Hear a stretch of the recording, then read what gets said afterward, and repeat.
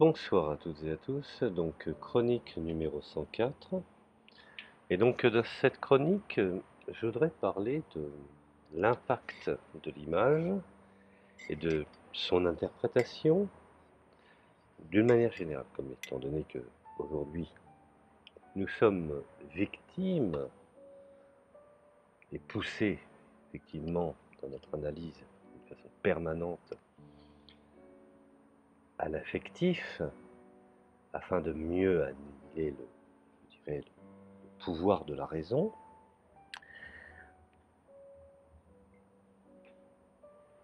Nous pouvons constater aujourd'hui que les médias, plus que d'ordinaire ou plus que jamais, utilisent l'image comme mode d'expression afin de, je dirais, d'orienter notre réflexion, si tant est qu'on peut parler de réflexion face à une image brutale et qui appelle en nous l'hystérie affective. Je dirais que la photographie, je dirais comme le film, par exemple, ne sont jamais la preuve d'une situation, que ce soit un documentaire ou même des images envoyées brutes de décoffrage. Pour ma part, ce sont des reflets, des interprétations, et la photographie est cadrée. Elle est bien entendu ce que j'appelle un choix dans un environnement, un regard. De plus, elle est souvent retouchée.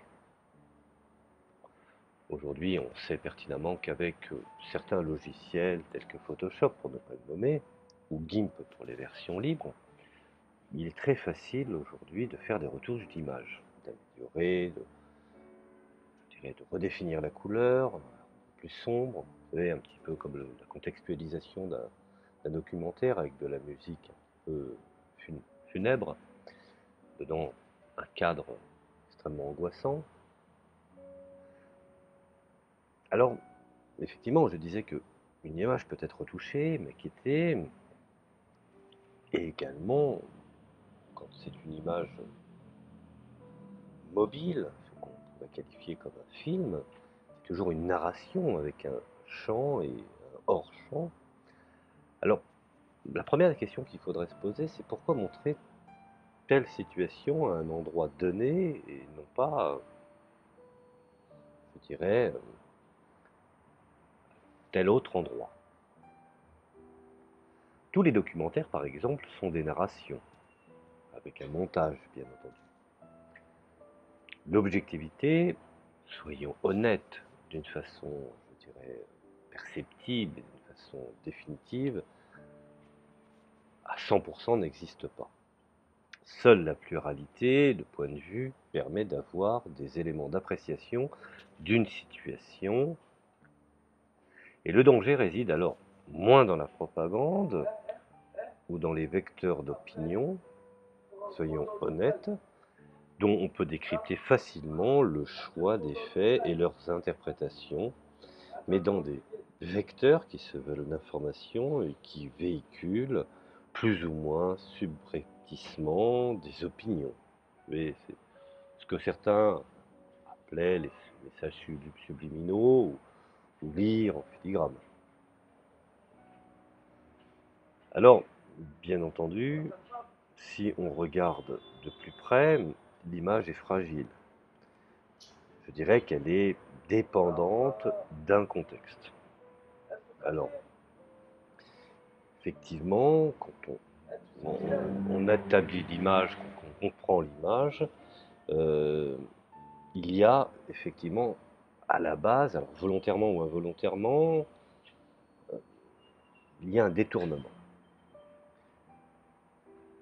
Et dans ce détournement, cela se traduit bien entendu par la construction d'un résumé iconique.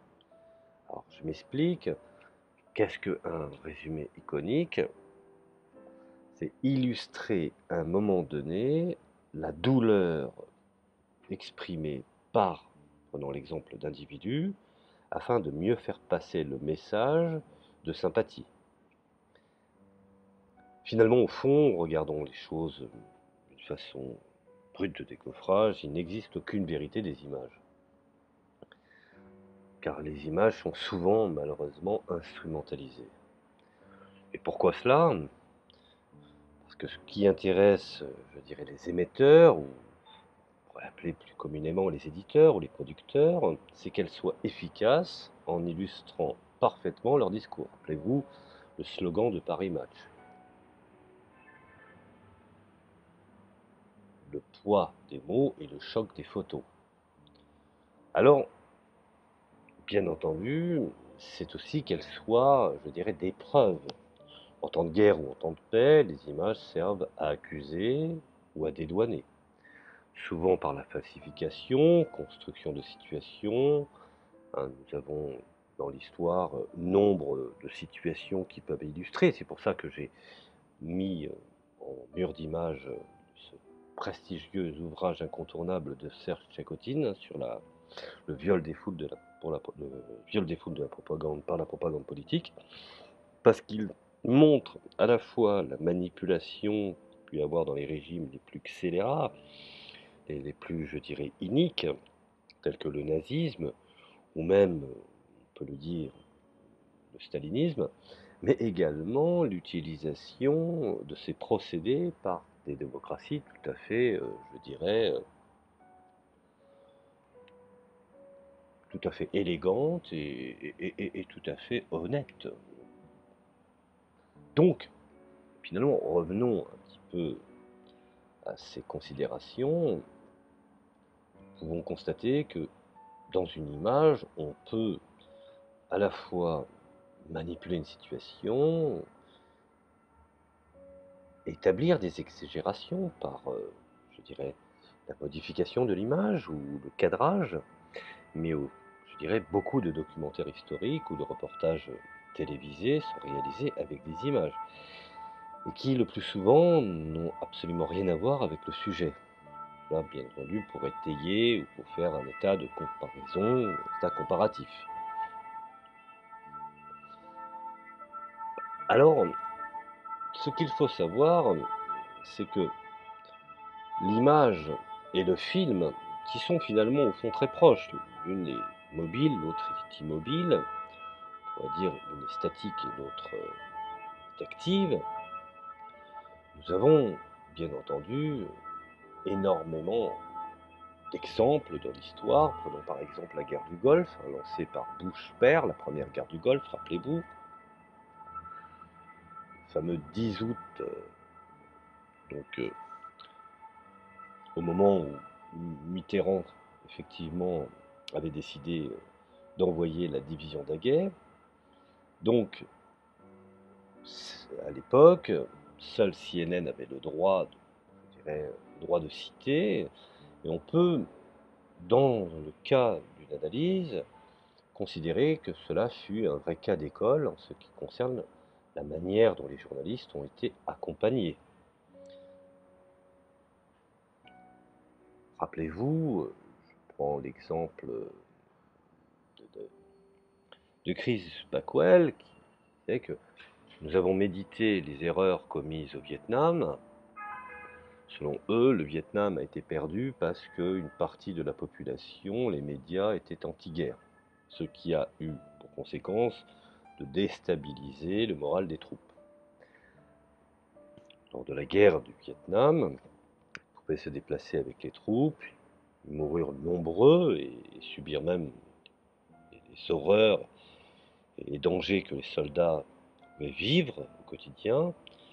Lors que la première guerre du Golfe, ils ont médité et considéré qu'effectivement les médias devaient être verrouillés. Seul un seul média pouvait être présent. Ils furent tenus à distance déjà tout d'abord dans tous les combats. C'était une guerre chirurgicale où finalement il n'y a pas de sang, ni de troupes, ni d'hommes que l'on pourrait s'identifier. Les généraux leur parlent d'une guerre propre, rappelez-vous, guerre chirurgicale comme je viens de le citer, en faisant des démonstrations stratégiques sur la précision de leurs missiles. Or, aucune guerre ne peut être propre, soyons logiques. Et la guerre est souvent, malheureusement, l'échec de la paix. Puisque, par définition, la guerre tue et blesse des êtres humains, détruit des civilisations, rend à l'âge de pierre un pays. cette fiction entretenue fut utile vis-à-vis des populations civiles vivant en paix depuis longtemps et désormais incapables de comprendre les horreurs des guerres, puisque n'ayant plus vécu des guerres depuis plus d'un demi-siècle. Et surtout, en cas d'espèce pour les États-Unis, la guerre fut en Europe, la Seconde Guerre mondiale fut en Europe, et a eu de guerre aux États-Unis que je sache. Alors la guerre se gagne désormais d'abord sur les fronts des opinions publiques, ça c'est un fait. La vente de l'actu aussi, hein, il faut être honnête, ce qui explique les reportages qui sont des fictions précomposées. Ils n'informent pas, ils démontrent, ce qui pourrait être acceptable pour un médium d'opinion par exemple. Et un mensonge chez ceux qui se veulent généralistes et d'information. Quand l'ensemble des médias, bien entendu, orientent de façon semblable, sans, disons-le, se concerter généralement par mode intellectuel ou par panurgisme, il faut être honnête. Donc leur reportage, il s'agit d'un emballement médiatique, une sorte d'hystérie collective, hein, où on met, je dirais, à bon train, malgré bon gré, l'ensemble des médias, et y compris, s'il le faut, les écuries cinématographiques. Alors bien entendu, pour que cela puisse prendre effet, il y a des conditions et des raisons de saisie des images et des reportages qui importent, et elles importent même davantage que les images elles-mêmes. Ce sont des éléments qui sont, je dirais, fondamentaux. Entrons dans ce qu'on appelle la qualification et la déqualification. Ça, ce sont des éléments qui sont, je dirais, importants. Et n'oublions pas qu'aujourd'hui, nous vivons dans un monde très complexe et dans un monde référencé. Beaucoup d'images sont des allusions à d'autres images, on voit à d'autres périodes. Alors, il ne s'agit pas d'un tableau, je dirais, qui doit être figé, mais d'un hommage. Mais effectivement, nous constatons que d'une manière générale, les images qui se veulent monosémiques, hein, des codes, j'explique, hein, monosémiques, donc des codes, des emblèmes, des symboles, des logos, des images à profusion, surtout à fonction illustrative, ont pour, je dirais, principe de susciter l'acceptation de celui qui les reçoit et de justifier le consentement, voire même à un moment donné la volonté d'y prendre part et de le justifier. Alors comment pouvons-nous aujourd'hui, quel que soit le camp, avoir toujours à l'esprit des contre-modèles? Parce que c'est en cela finalement qui nous permet de pouvoir garantir une certaine réflexion, une distance dans les images brutes de décoffrage qui nous proviennent. Comment le stéréotype affectif agit, qui est une forme de moyen doté le sens critique. Alors, effectivement, quand on explique un petit peu, le plus dangereux dans les images surgit quand l'attention des spectateurs est captivée par autre chose que l'action de persuasion qui s'opère. Ce contournement, je dirais même, est pernicieux, quasiment, je dirais, quasi substantiel de la publicité. Et en définitive, l'image va également à l'usage des enfants. Prends le cas d'espèce où dans les années 70 ou les années 80, il était interdit au petit écran, donc la télévision, qui avait une importance pour comparer la télévision équivalent d'Internet aujourd'hui, à cette époque-là, où il était interdit, il y avait encore des règles, je dirais, éthiques, où il était interdit de faire de la publicité, même ne serait-ce que pour des jouets, en direction des enfants. Or, aujourd'hui, nous voyons que même l'enfant devient un client potentiel. Alors, bien entendu, soyons logiques, l'enfant n'a pas les capacités financières d'acheter quoi que ce soit. Mais en l'occurrence, il peut faire pression sur ses parents pour essayer d'avoir le précieux sésame qu'il observe lors de ses jours de repos où ce petit écolier n'est pas à l'école. Alors nous avons aussi le concept, parce que c'est une idée, le concept du bonheur, qui est effectivement un mythe, je dirais rassembleur. Parce que finalement, au fond, le bonheur, c'est une conception, c'est une idée. Alors, la propagande, la communication politique, et on en revient à mon audio précédent, concernant la publicité directe et ses déclinaisons masquées. Alors, bien entendu, la religion des images perdure.